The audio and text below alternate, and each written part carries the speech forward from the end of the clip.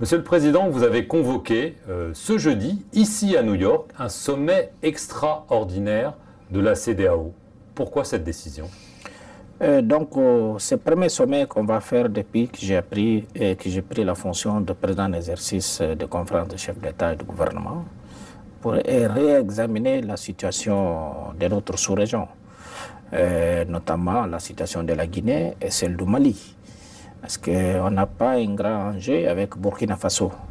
Les choses se passent très bien en Burkina Faso, ils respectent les feuilles de route, les calendriers stipulés. Donc, pour cela que j'ai convoqué cette réunion, pour qu'on puisse voir ces deux dossiers en particulier. Mais il semble quand même qu'il y a un troisième dossier qui motive cette réunion, c'est le dossier des soldats ivoiriens détenus au Mali. Est-ce que c'est le président ivoirien Alassane Ouattara qui a poussé pour que cette réunion se tienne et que ce dossier soit aussi à l'ordre du jour? Non, pas du tout, pas du tout. Ça c'est de mon initiative de convoquer ces sommets parce que c'était une chose traditionnelle.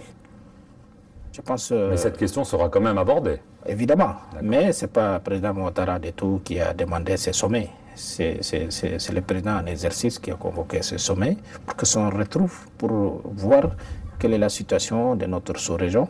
Mais évidemment qu'on va discuter ces sujets aussi. Alors depuis le 10 juillet, il y a donc 46 soldats ivoiriens qui sont détenus au Mali. D'après Bamako, ce sont des mercenaires, mais d'après Abidjan, on dit que ce sont des otages, parce que le Mali, en échange de leur libération, réclame aujourd'hui l'extradition de 3 opposants maliens réfugiés en Côte d'Ivoire. Alors quelle est votre opinion? Plutôt des mercenaires ou plutôt des otages? Bon, moi je pense qu'ils ne sont pas des mercenaires. On vient de voir, écouter même hier, avant-hier, les déclarations du secrétaire général des Nations Unies qui dit qu'ils ne sont pas des mercenaires. Et moi je pense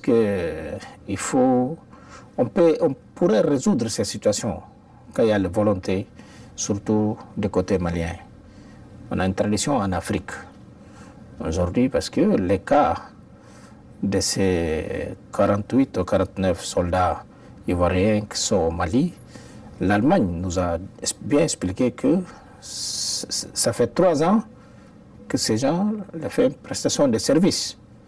Donc, s'il y a ces cas-là, donc on ne peut pas classifier ces gens de mercenaires. Mais les autres Maliens qui vivent en Côte d'Ivoire, ils sont pour lancer les mandats d'arrêt. Juste après ça, c'est un peu quand même, on ne le trouve pas quand même. Je n'arrive pas à trouver les mots qu'on peut classifier ça, mais moi je pense que quand même, on pouvait éviter le pire avec ces situations. Moi, dans la place des Maliens, je pouvais relâcher ces 49 soldats. C'est-à-dire que vous n'êtes pas d'accord pour qu'il y ait un échange entre les soldats ivoiriens et les opposants maliens, c'est ça? Bon, ce n'est pas moi d'être d'accord ou pas. Mais moi, à la place des Maliens, je n'aurais pas mettre ces conditions.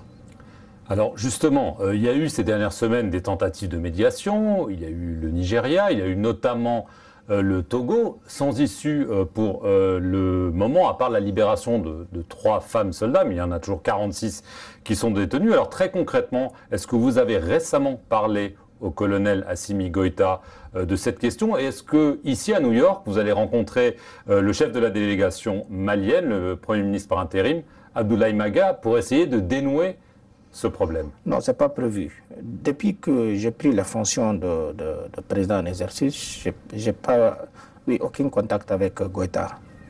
Je n'ai pas eu aucun contact avec Goïta.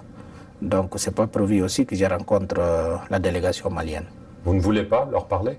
Non, mais bon, moi je suis président en exercice de la CEDEAO, donc je ne peux pas me radicaliser pour dire que je ne peux pas parler à un pays membre de la CEDEAO, même s'ils sont expulsés, mais ça c'est dans la conférence, dans les choses de la CEDEAO, mais on ne peut pas les expulser aussi, qu'il n'y ait pas le dialogue.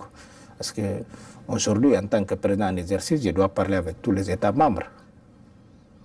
Vous avez pris la présidence de la CEDEAO au moment où cette organisation a levé les sanctions économiques et commerciales contre le Mali. C'était au début du mois de juillet. Si on n'arrive pas à régler ce problème des soldats ivoiriens détenus au Mali, est-ce que de nouvelles sanctions pourraient être mises sur la table ou pas? Bon, tout est possible. Tout est sur la table. Mais comme vous le savez, moi je suis que le représentant de tous les chefs d'État. C'est comme ça qu'on fonctionne à la CEDEAO. Ce n'est pas moi, parce que je suis président en exercice, que je dois prendre une décision unilatérale. Il faut un consensus de tous les chefs d'État. Mais quel est votre point de vue à vous? Bon, moi je ne vais pas en parler trop par rapport à ces sujets, parce que je suis président en exercice. Je dois d'abord écouter, c'est pour cela qu'on a convoqué une sanction. Mais quand même, moi, ma position personnelle, je pense que c'est... D'ailleurs, le président Ouattara, c'est parmi des chefs d'État qui ont demandé d'une manière insistée pour qu'on lève les sanctions aux Maliens. Il y a 3 mois. Oui, le président Ouattara, c'est parmi des chefs d'État qui ont demandé pour lever les sanctions.